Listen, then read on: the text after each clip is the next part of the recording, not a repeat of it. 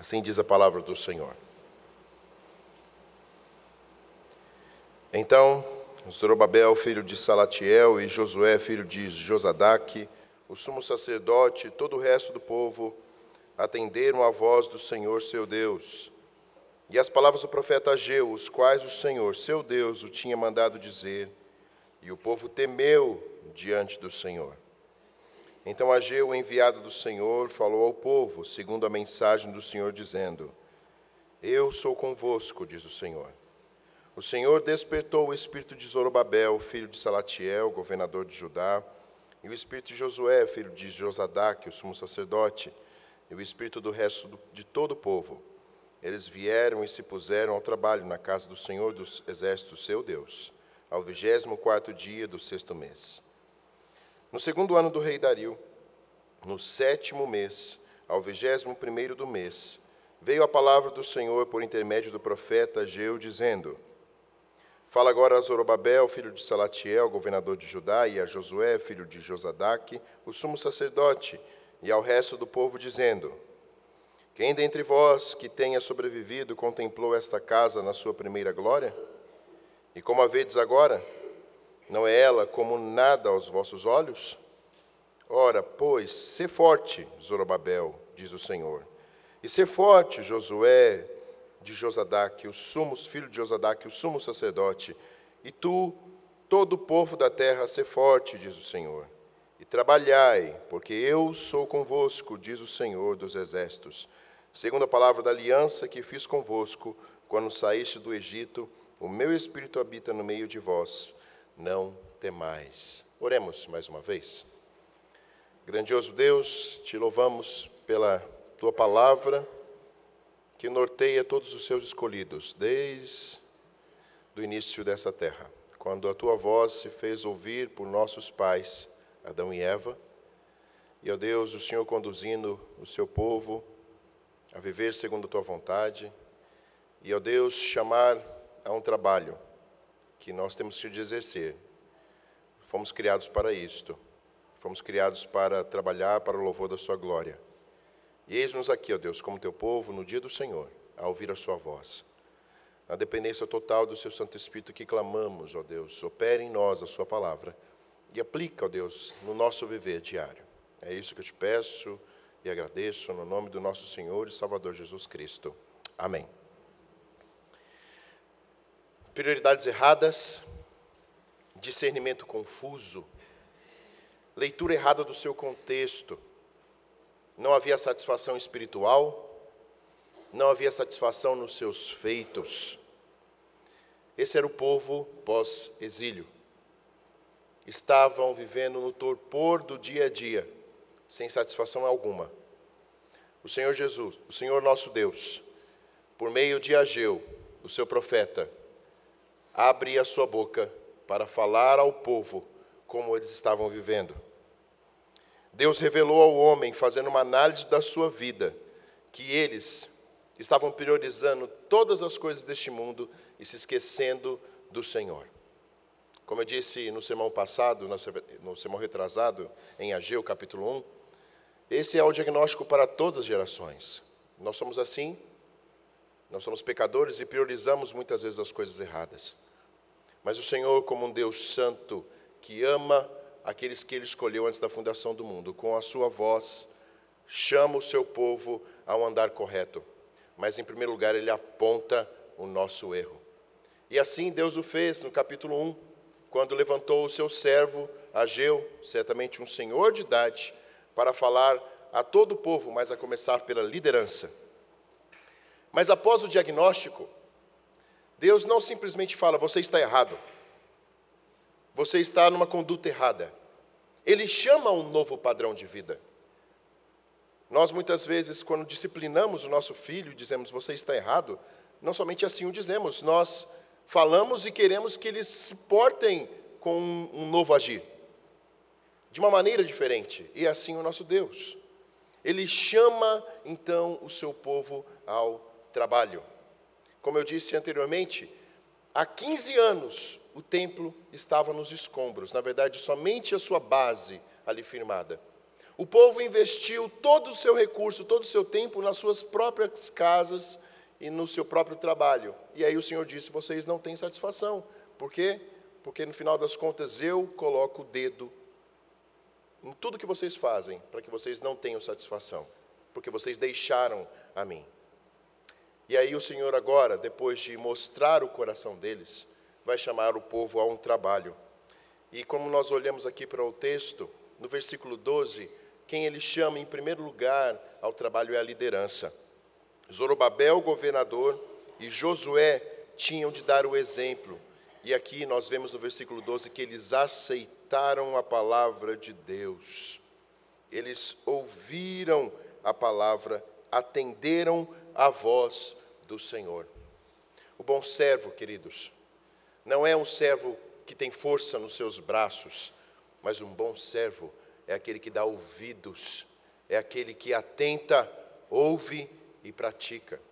Deus fala a todo o povo constantemente. Se você faz a leitura da palavra de Deus, Ele fala aos seus ouvidos.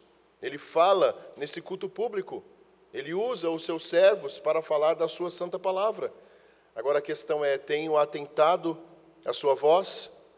Josué e Zorobabel, como liderança, atenderam a voz do Senhor.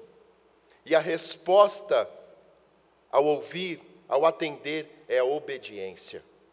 É isso que o Senhor requer de nós. Vá comigo, por favor, num texto, 1 Samuel 15, 22. Esse é um dos textos que todo seminarista, pelo menos nos últimos anos, ali no seminário, tem de decorar. 1 Samuel 15, 22. O texto diz assim, só relembrando aos irmãos o contexto: Saul aqui, ele desobedece à ordem do Senhor e toma primazia em fazer o sacrifício. E aí quando Samuel chega, o exorta e diz no versículo 22, Samuel disse: tem porventura o Senhor tanto prazer em holocaustos e sacrifícios, quanto em que se obedeça a sua palavra? Eis que o obedecer é melhor do que sacrifício, e o atender é melhor do que a gordura de carneiros. O Senhor quer obediência dos seus, desde o princípio. Ouvir nos leva a obedecer. Obedecer nos leva a ouvir e praticar.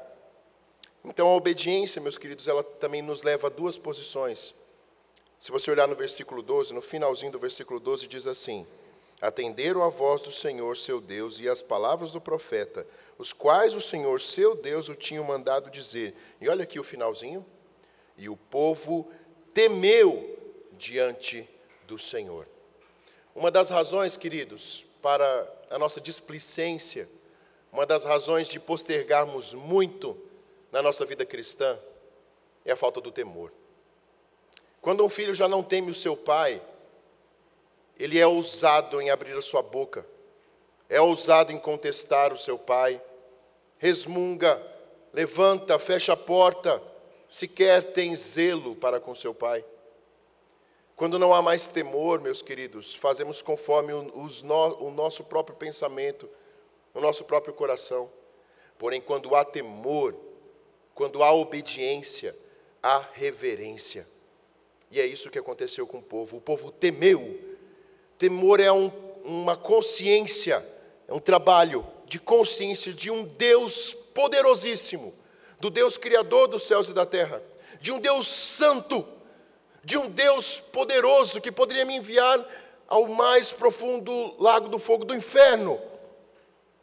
Mas é um Deus que agora me chama, é um Deus que me ama. Então esse temor está atrelado a um senso de poder de quem Ele é, mas também um senso de como Ele me chama, como Ele me escolheu. Isso, meus queridos, levou a liderança, Zorobabel e Josué, a agirem, a se colocarem diante do Senhor, a reconhecer que estavam como liderança a priori, e todo o povo, omissos, se esqueceram do seu Deus. E preste atenção, nós vamos ver lá mais à frente, que o povo, mesmo com os escombros, eles iam oferecer alguns sacrifícios, mas o Senhor não os aceitava.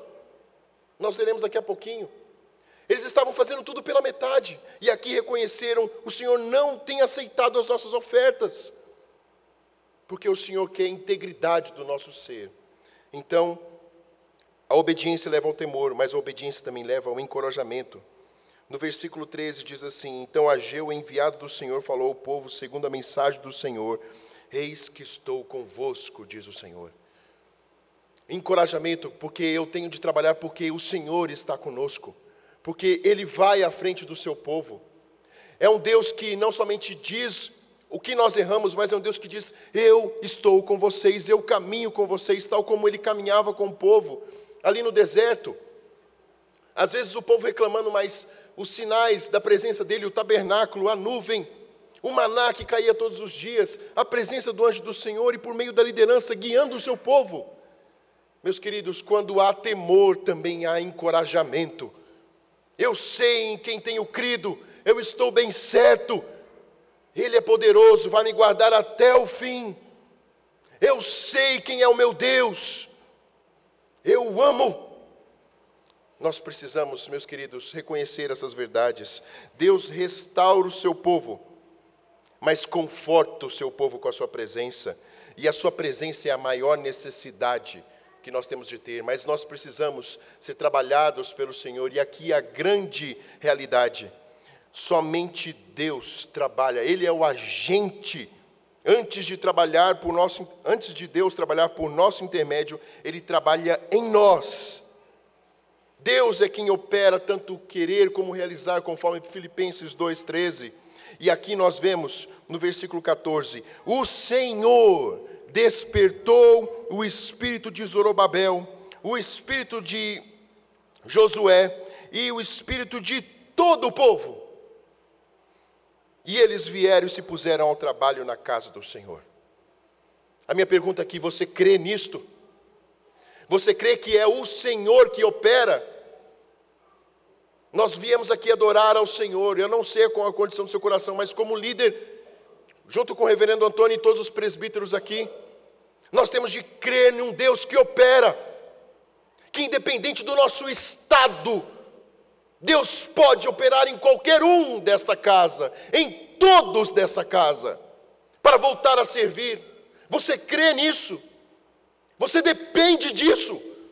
Ele nos chama a crer que Ele, e somente Ele opera. Ele levanta os mortos, Ele opera em mentes, Ele opera no ser de jovens, adolescentes, homens, mulheres, aqueles que estão anos apáticos. Só Ele opera.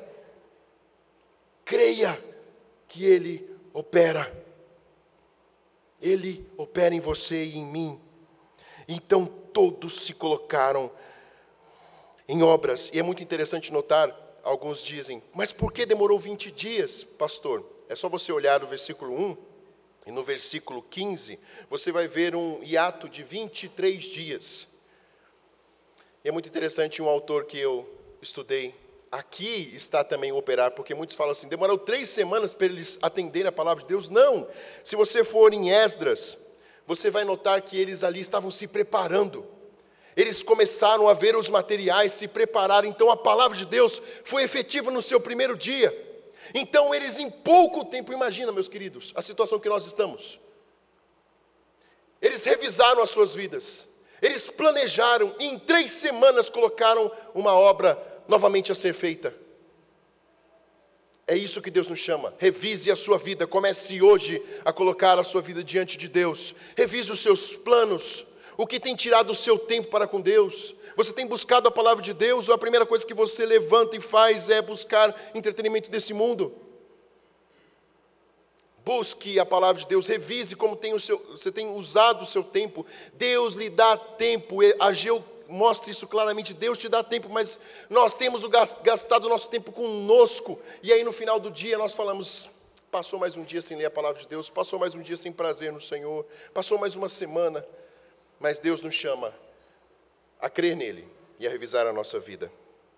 E aí, a partir do versículo 2, Deus mostra como Ele opera. E aqui é fantástico esses 2 primeiros versículos.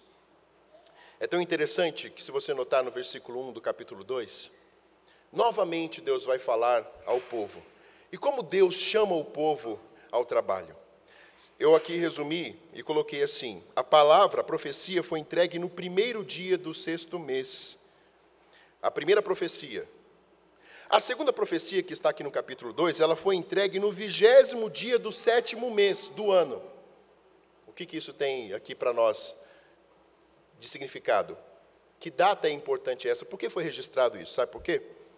Se você depois for lá para Levíticos capítulo 23, nos versículos 34 e 43, a palavra do Senhor veio no último dia da festa dos tabernáculos. A festa dos tabernáculos é quando o povo deixava suas casas. Então aí nós vemos que o povo ainda tinha os seus rituais, seus sacrifícios, mesmo com o templo nos escombros. E eles estavam em tendas, se alimentando. E o último dia era um dia apoteótico. Era um dia perfeito. E foi aí que a palavra de Deus veio. A palavra de Deus veio no dia de um grande ajuntamento. Então nós vemos, desde o princípio, a estratégia de Deus. Como Deus é estratégico nos ajuntamentos, e nós vemos isso até nos seus servos. Veja depois Lutero. Não foi à toa que ele colocou ali na porta de Wittenberg, no dia 31, as suas teses. Era porque no dia posterior haveria um grande ajuntamento, o dia de Todos os Santos, em que uma multidão ficaria ali à porta. Meus queridos, nós temos e somos chamados a não levar o açoite do mundo, mas agir conforme a palavra de Deus, com discernimento. Usar a palavra de Deus nos ajuntamentos, para que o Senhor fale ao seu povo. Então, o ensino veio nesse dia. E, meus queridos, que dia foi esse? Se você olhar depois para Salomão, foi o mesmo dia que Salomão consagra o templo, o primeiro templo ao Senhor. Foi nesse mesmo dia que Jesus, estando lá no templo, pregou: vocês têm sede, eu sou a água viva, em João capítulo de número, agora fugiu aqui, João capítulo de número 7, versículos 37 a 38. O próprio Jesus assim pregou nesse dia. Foi o dia de consagração, e não foi à toa que o Senhor veio no mesmo dia dizendo: voltem a mim, trabalhem. E quais são as promessas do Senhor para envolver o seu povo? Deus mostra, em primeiro lugar, no versículo 3, a razão da apatia do povo. Isso que foi aprendizado para a minha vida. Olha o versículo 3, como que ele fala. Foi uma profecia de Joel, novamente diz, versículo 3. Quem dentre vós que tenha sobrevivido contemplou esta casa na sua primeira glória? E como a vedes agora? Não é ela como nada aos vossos olhos? Olha que interessante. Deus vai mostrar mais uma vez o cerne do problema deles. Eles estavam voltando a construir. Pararam, certamente, para a festa dos tabernáculos. E vem a segunda palavra de Deus. E ele vai mostrar um dos cernes do pecado do povo. Quando você volta os seus olhos para Esdras, capítulo 3, versículos 8 a 13, você vai ver ali que quando eles construíram as bases, haviam dois cenários. Os mais novos louvavam a Deus, cantavam, exultavam a Deus, e os mais velhos, aqueles que voltaram do exílio e tinham visto o templo de Salomão, construído pelo Estado, que era repleto de ouro e glória, esses choravam e lamentavam. E aqui um grande ensino, queridos. Houve duas reações, mas aqui havia um problema. Os mais velhos estavam olhando para trás e reclamando do que tinham visto agora. Consequentemente, os mais novos, em vez de louvar e continuar louvando a Deus, por causa de um saudosismo de... O que nós fazemos muito é: outrora era muito bom. Ou você tinha que ver a igreja 10 anos atrás. Você tinha que ver como essa igreja era 15 anos atrás. E aí a geração que cresce acha que o melhor era só lá atrás. Só que esquece da palavra de Deus. Que Deus aqui chama o povo, não é a aparência externa, mas é a minha presença. Não importa o externo, mas a presença do Deus vivo, que estava lá e está aqui e estará nas próximas gerações à frente. É isso que deve ser o contentamento de todas as gerações. A presença de um Deus vivo. É isso que deve nos dominar, porque se vier no nosso Brasil, um governo que acabe com essa igreja e nos proíba de servi-lo, e derrube essas paredes. O que importa é o Deus vivo, a qual nós servimos, que está conosco. É isso que Deus chama a atenção do povo. Não é a aparência externa. Mais à frente, no próximo sermão, nós vamos ver o que ele chama a atenção do que seria aquele templo, do que envolveria aquele momento. Porque, queridos, pense bem, principalmente os mais velhos olhavam para um templo agora que nada mais era do que como se fosse uma capela construída por camponeses. Não havia glória alguma. Então Deus mostra claramente: vocês estão ensinando essa geração que o principal é o exterior. Não é isso. Aí no versículo 4 e 5, para nós já estamos indo para o encerramento, Deus diz: ora, por 3 vezes ele diz: sê forte, Zorobabel, diz o Senhor. Sê forte, Josué, filho de Josadaque, o sumo sacerdote. Tu, todo o povo da terra, sê forte, diz o Senhor. Trabalhai, e novamente ele diz: porque eu sou convosco, diz o Senhor dos exércitos. Vocês não têm recursos? A glória externa já não existe. Isso não importa. Seja forte, porque eu estou com vocês.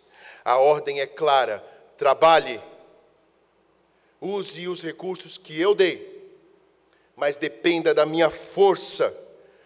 É isso, meus queridos, que eu volto agora lá para Mateus, quando parei o meu sermão no ser sal da terra, de uma forma até intencional.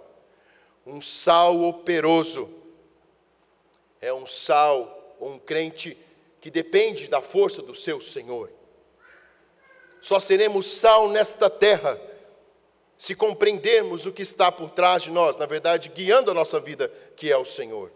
Ele é a nossa força, e só Ele nos capacita a ser forte. É muito interessante essa palavra, porque Davi disse, e ontem nós ouvimos aqui no Unificado, Davi falando a Salomão: ser forte. Esse é o chamado do Senhor a todas as gerações: seja forte. E quais são as promessas que Ele nos encoraja? E vamos concluir aqui.